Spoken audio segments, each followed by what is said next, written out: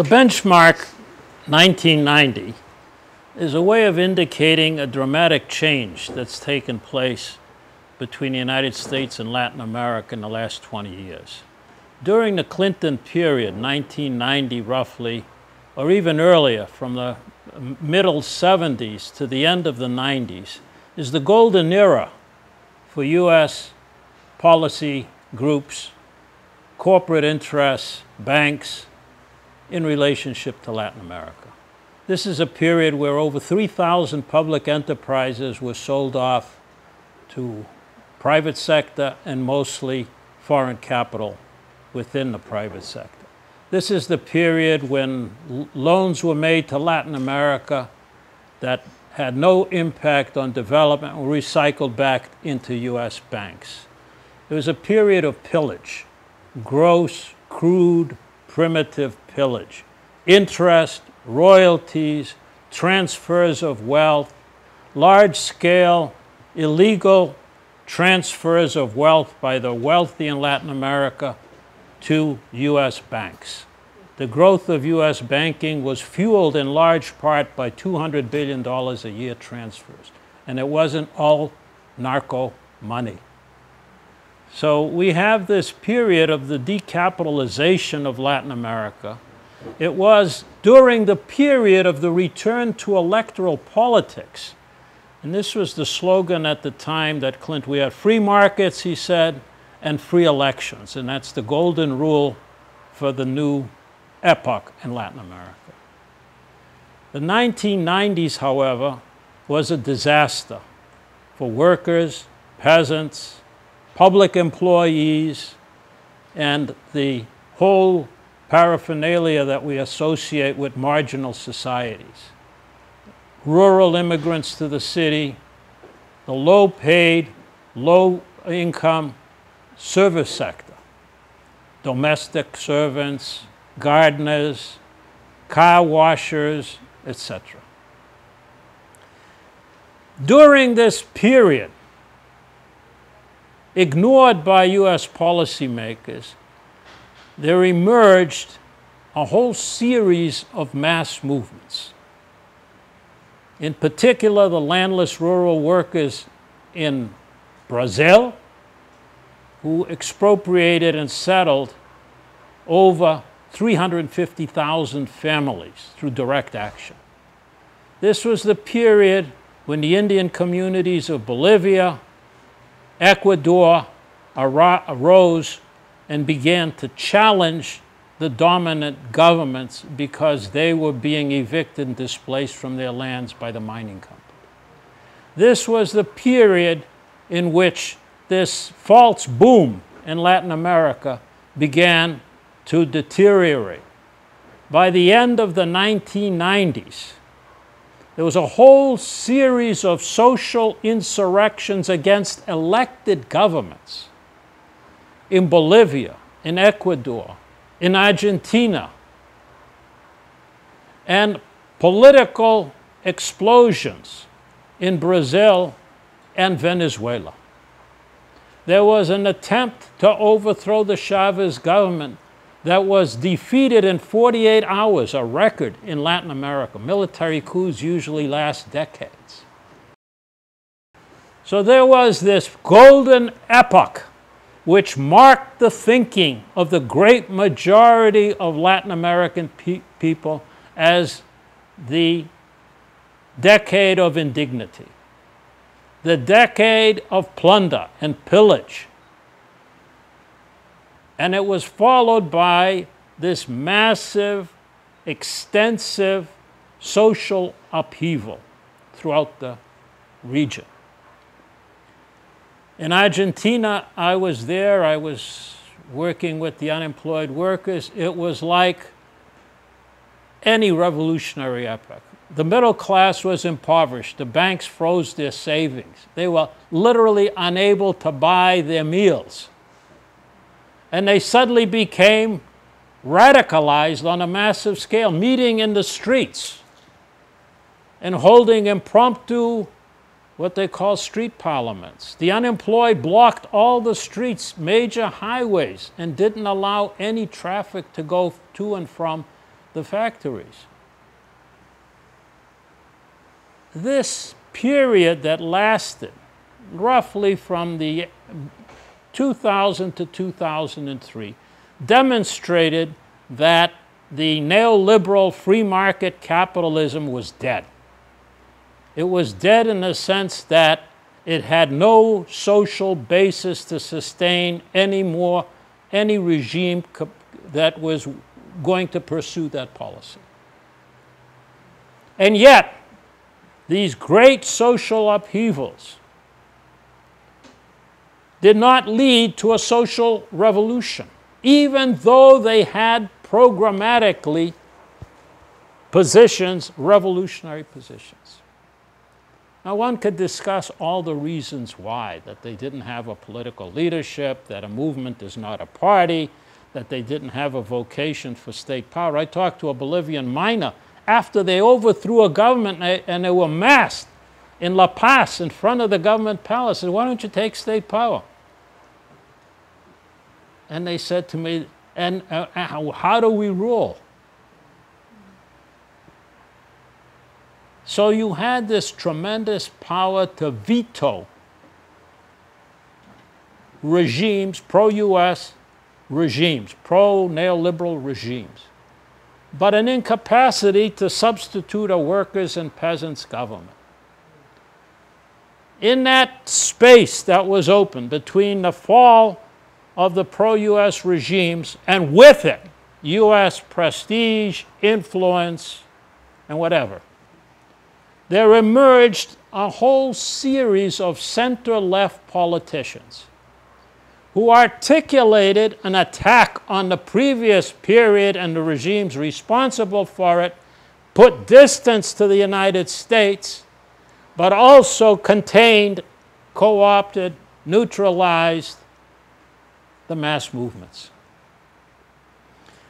And they did so through a whole series of social reforms largely based on providing unemployed workers compensation, food subsidies, subsidies on food prices, and a whole series of public works projects.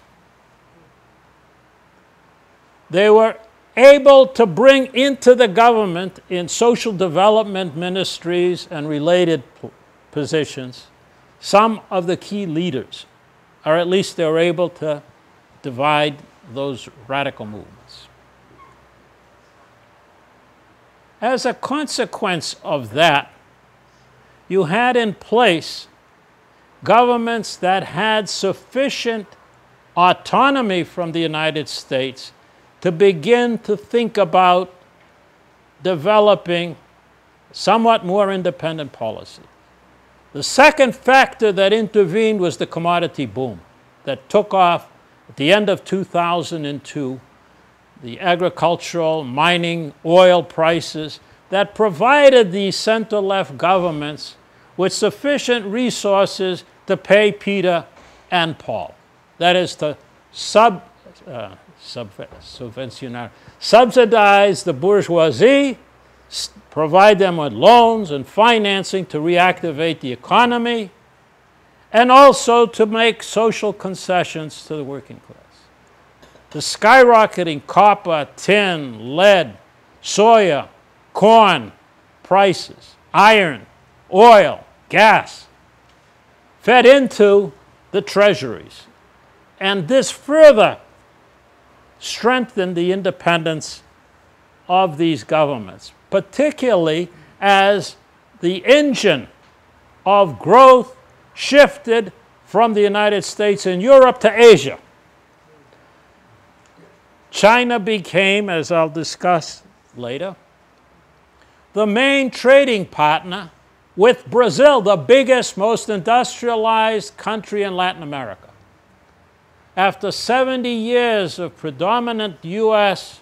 commercial investment dominance, in this past year, China has surpassed the United States, not only in Brazil, but in Chile, a more moderate political regime, and even in Peru, which is one of the last clients of the U.S. in Latin America, because that's where the market is. So we have this situation now where Latin America has carved out for the first time a degree of autonomy which is beginning to manifest itself in regional politics. Let's look at the most recent developments to get a fix on this.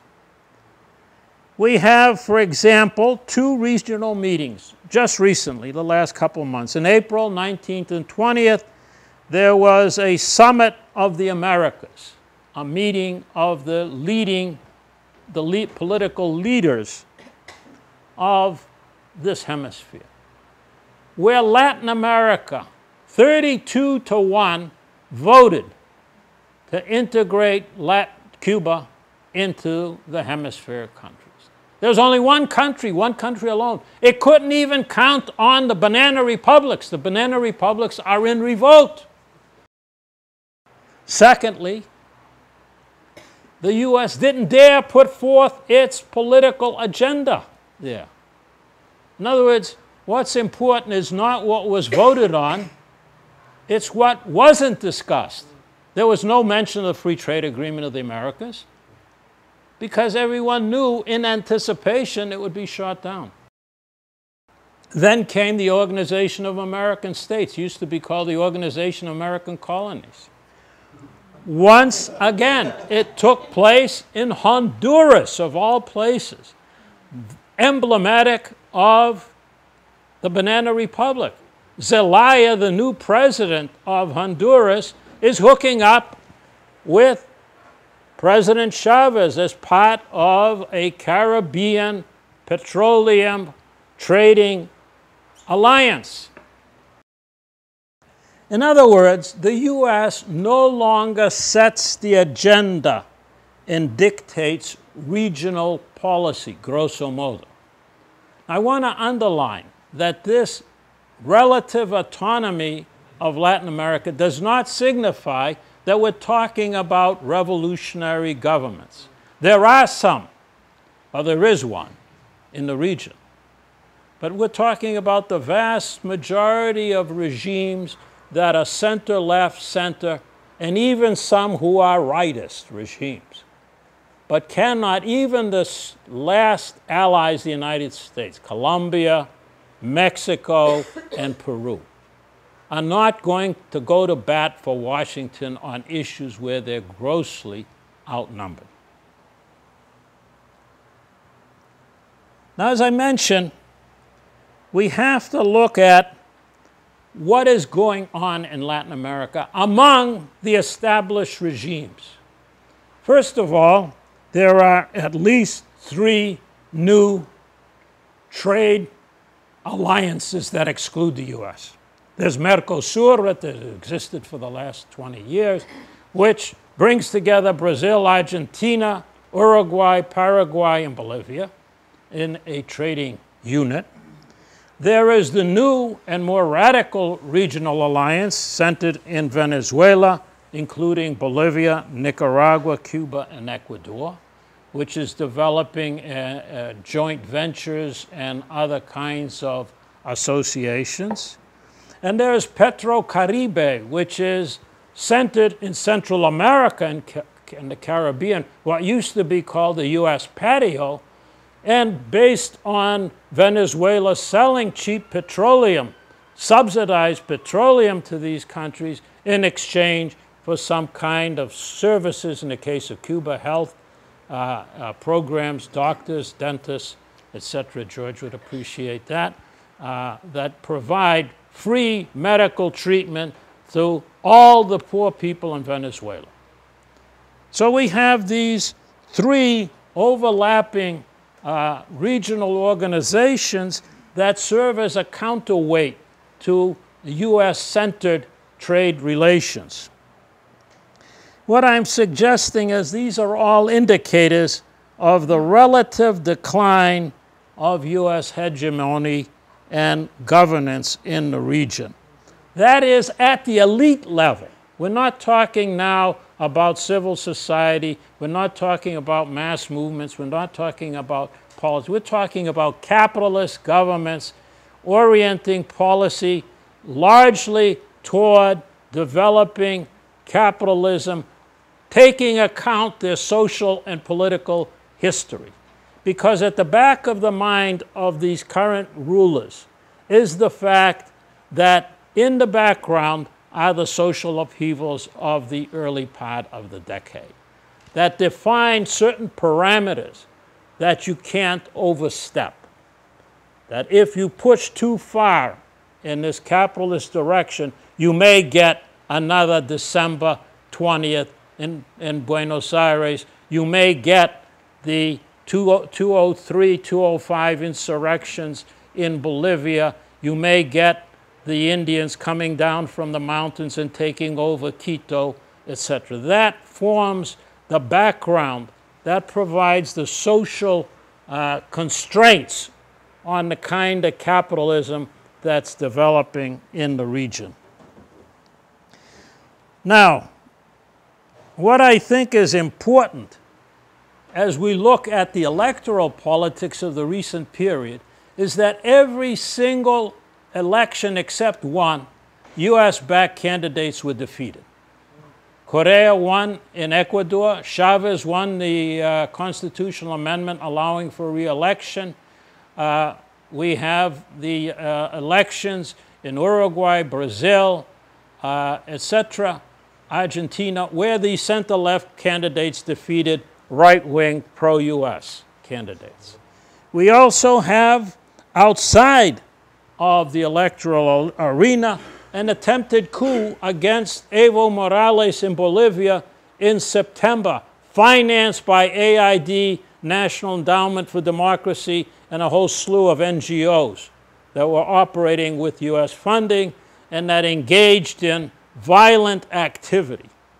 And they were stopped in part by large-scale mobilizations of miners, Indians, etc., who came down and put a stopper to it. So it's not just we have, everyone says, well, the elected governments moving from the left, but they're elective governments that are backed by mass movements. Just as President Chavez came back to power with the support of constitutional militarists and 1.5 million people that came down from the slums and took over Caracas and shoved back the coup makers in 2002 and have subsequently defeated every attempt to displace President Chavez. Now, one of the areas that we're told is where the U.S. has scored some points is in Colombia, and there's no doubt that the guerrilla movements there are somewhat in retreat, but they've not been defeated. There's no decisive defeat in that field. Moreover, in Colombia, outside of the guerrilla field, there are a vast number of peasant electoral center-left groups that are in positions to occupy important positions in the government. So we have also in this regard that the ideology with which the U.S. Was able to exercise its power is totally discredited. Absolutely nobody talks about the free market in Latin America today. Even the free marketeers criticize it, at least on their way to power. The second thing I think that's important to realize is that the principal allies of the U.S. at this time are under siege. Mexico is a failed state. Half the country is run by the narco traffickers. and the other half is run by a corrupt military political elite. It's a very volatile area of dual power, not in the progressive sense, workers versus the capitalists.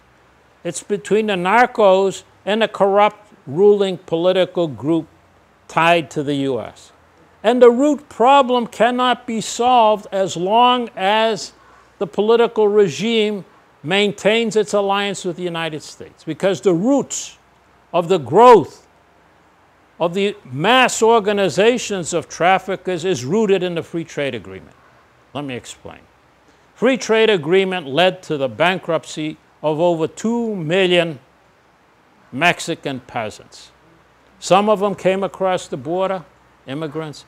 Others became part of these drug trafficking organizations, became vast welfare organizations as well as killing machines.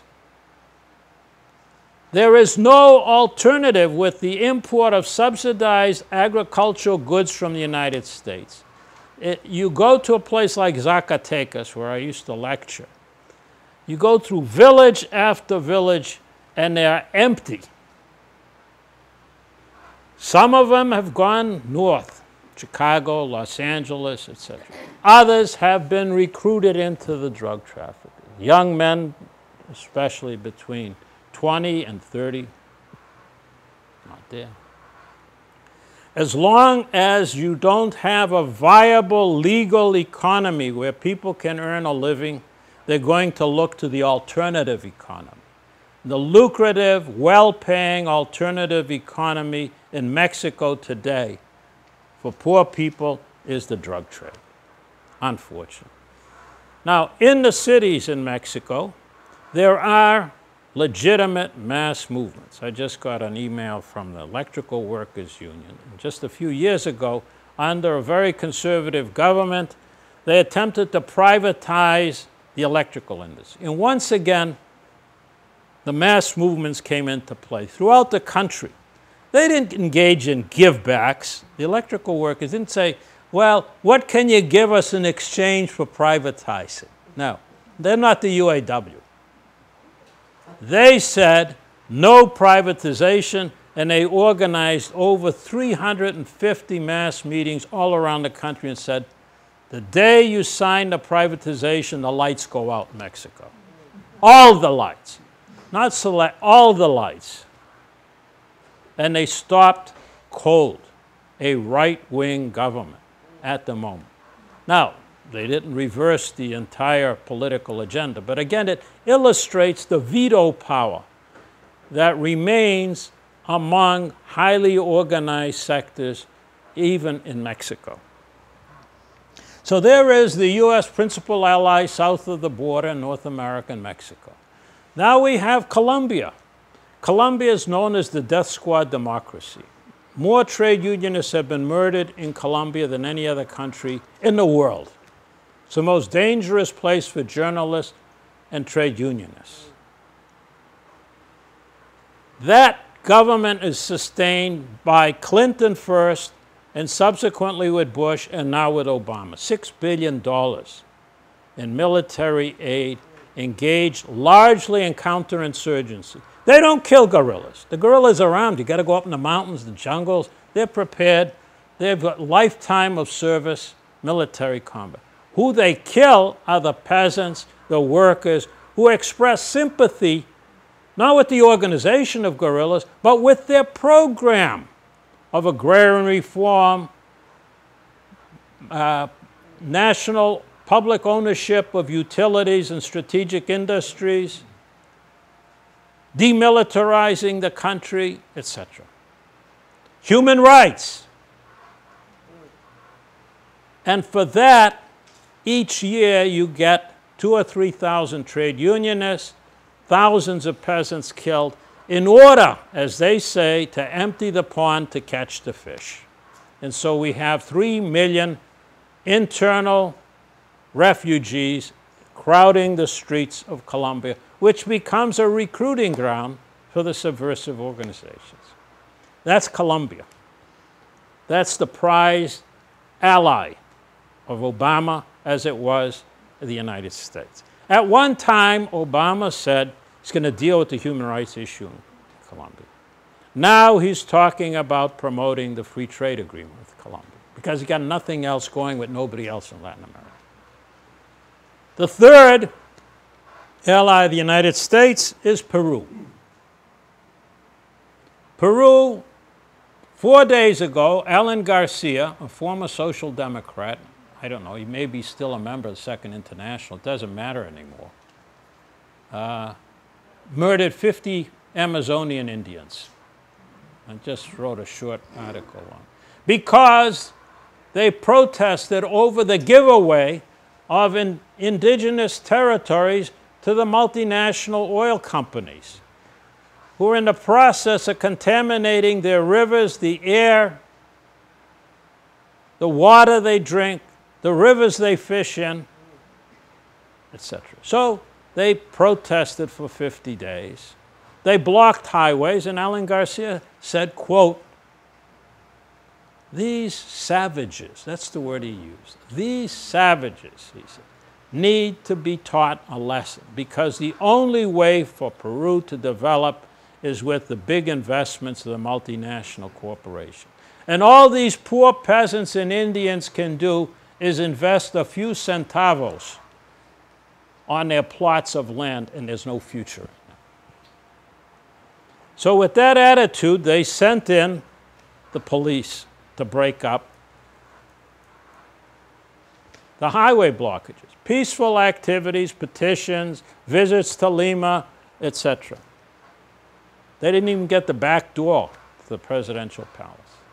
So he sends in the police to assault and break up the protest, and there's a shootout. 20 police were killed, 10 Indians.